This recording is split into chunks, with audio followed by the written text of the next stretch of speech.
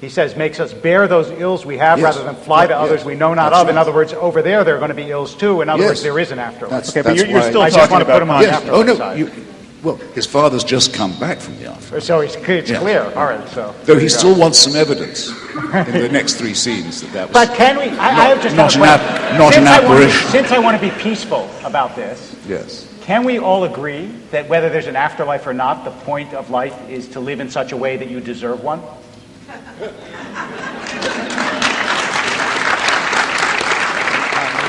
Well, that would be true if there was no God. I did my best. Which I've already postulated. There could be no God and an afterlife, or an afterlife and no God. If there is a dictator who distributes reward and punishment, then you can never be sure if you're doing a right action or an action born out of fear, or the hope of reward. So no, it's an incitement in a way to immorality, certainly to servility, which is not a moral position to be occupied. No. I think we're talking slightly at cross purposes here. I'm talking about unconsciousness, just the absolute cessation of any kind of experience. If the prototypical atheist is right, and you just get a dial tone at death, that is what people claim to fear, but not, as Lucretius pointed out, that is analogous to the time before your birth. You'll no more suffer the eternity after your death than you'll suffer the time before your birth. And there was a time where we're sitting was populated entirely by, I think, Chumash Indians. None of us were here. Okay, now what was that like? Not for the Chumash, for us.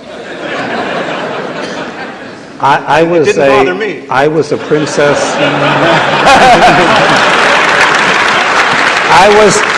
I was a princess centurion.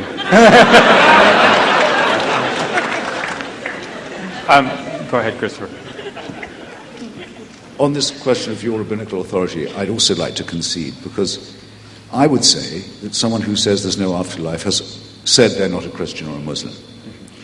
And I have found it harder to make that sort of blanket remark about Judaism, even with Rambam's stipulation. It's not an optional thing. It's one of the things it's a mandatory belief. And even with your concession that when you were directly asked, do you expect to see your grandmother again, and you did what very few Jews will do and say, well, she's only metaphorical. I was once asked by the Spertus Institute in Chicago, which is the Jewish university, to give a talk on the question, do Jews have a gene for atheism? And I speculated that the majority of you seem to be yes. I mean, Jews do not make the mistake of saying the Messiah has already come, the crass mistake of saying that. Rambam himself says he will come, but he may tarry. No other religion does this. What's the name for a heretic in Hebrew? Epicurean. They teach people all the pitfalls of Greek philosophy and Hellenism, inviting them to discover the joys of sane. And ever since Spinoza, it seems to me that the Jewish people who probably ought to be doing this because it was their fault to invent monotheism in the first place, have become the first to transcend it. It can't be coincidence, can it? Just like people say it can't be coincidence so many Jews win the Nobel Prize. I'm serious. Spinoza, Marx, Freud, Einstein, it goes on. And it does seem to be latent in the Jewish demand to ask questions.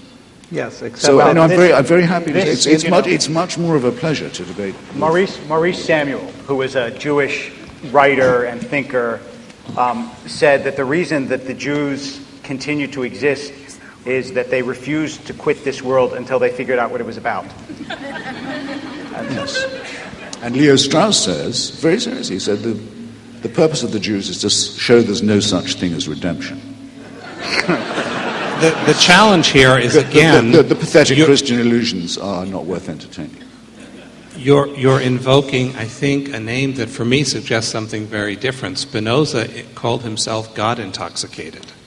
And it is true that the God with whom he was intoxicated was very different than the literal God of the Bible, although he read the Bible as a political tract that had great relevance for his own time. He used it as a call for freedoms that his own community couldn't see or couldn't understand, and he had a notion of an afterlife. Again, very different than the kind of literalist read that I've heard of, but there is a tradition that goes back to the Talmud as well of rejecting that kind of literalism. Look, the whole rabbinic way of doing midrash, of reading biblical stories against the grain and filling in silences or creating extra, it wouldn't make sense if fundamentalism was the Jewish norm. And I also want to here stand up for the Buddhist traditions, which also talk about an afterlife, but in ways that some Western monotheists would find profoundly disconcerting.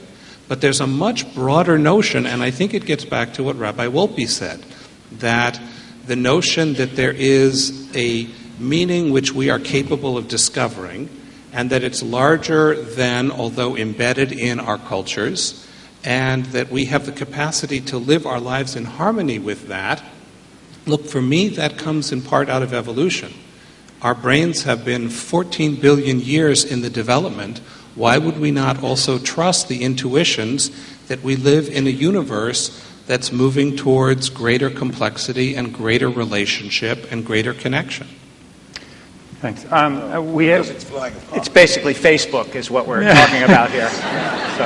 Is there an afterlife on Facebook? Right. We have to wrap up, but I had I actually just had one small question, which is, Christopher, how are you feeling? Oh, well, thank you. Thank you for asking. Well, I'm dying, but so are you.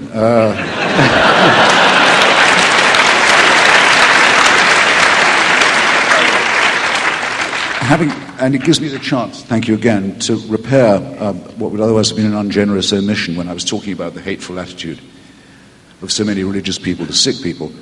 I have had, very involved in my care, a great American, Francis Collins, who's the head of the National Institutes of Health, and who's helped me sequence my genome amazingly and possibly find a cure for an individualized mutation from which I suffer.